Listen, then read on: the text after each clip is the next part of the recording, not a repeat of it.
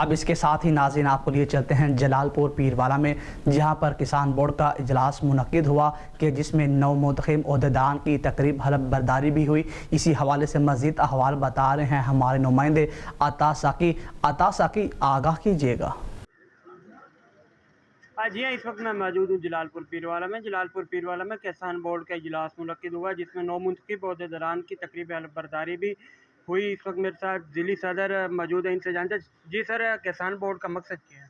किसान बोर्ड किसानों के हकूक़ की जंग लड़ने के लिए एक प्लेटफॉर्म है, जिस पर हम किसानों को मुनज़्ज़म कर रहे हैं। और ये आज से नहीं है, 68 से लेके अब तक जो है वो किसानों के मुख्तलिफ़ मुतालबात जो है मनवा चुका है, किसानों को उनके हकूक़ लेके दे चुका है। और ये किसानों के हकूक़ का चौकीदार है, जिसे किसान बोर्ड पाकिस्तान कहते हैं। अच्छा सर, बताइए आज की तकरीब का मकसद क्या था? आज हमारी जलालपुर पीरवाला में अबूरी सेटअप जो है उसका बॉडी का हलफ था, और उसके लिए किसानों को यहाँ पर बुलाया गया था और सारी बॉडी का यहाँ पर हलफ लिया गया है। और ये 1 महीने तक काम करेंगे इंशाल्लाह। 1 माह के बाद जो है वो हम मुस्तकिल जो है उस बॉडी का जो है वो अनाउंस करेंगे, ऐलान करेंगे। अच्छा सर, बताइए किसान बोर्ड किस हद तक किसानों के हकूक़ की जंग लड़ सकता है?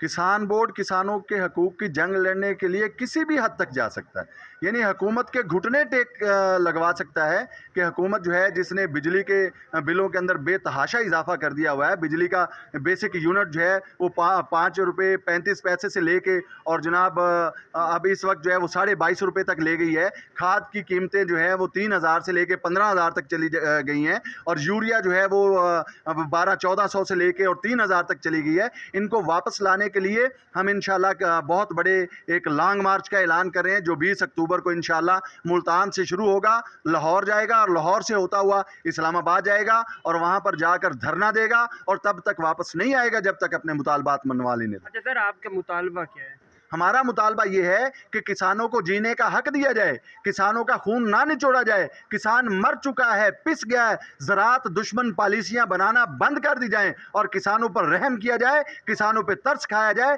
ताकि इस मुल्क की पैदावार में इजाफा हो, मुल्क गले में खुद कफील हो। और जो है वो आज इस मुल्क के अंदर जिसकी बुनियाद जो है और मईशत की वो ज़राअत है, जिसे रीढ़ की हड्डी इस मुल्क की पाकिस्तान की कहा जाता है। और ये कितनी बदबख्ती बदकिस्मती है कि आटा लेने के लिए लोग लंबी कतारों में यहाँ आज इस ज़राई मुल्क के अंदर खड़े हैं। और ये सिर्फ इस वजह से है कि ये किसान दुश्मन और ज़राअत दुश्मन पॉलिसियां हैं। जी बिल्कुल, इनकी जानिब से कहा है, हुकूमत से मुतालबा किया जा रहा है कि किसान दुश्मन पॉलिसियाँ न बनाई जाए, ताकि किसान मुस्तकम होकर पाकिस्तान को तरक्की की राह पर गामजन कर सके। जी।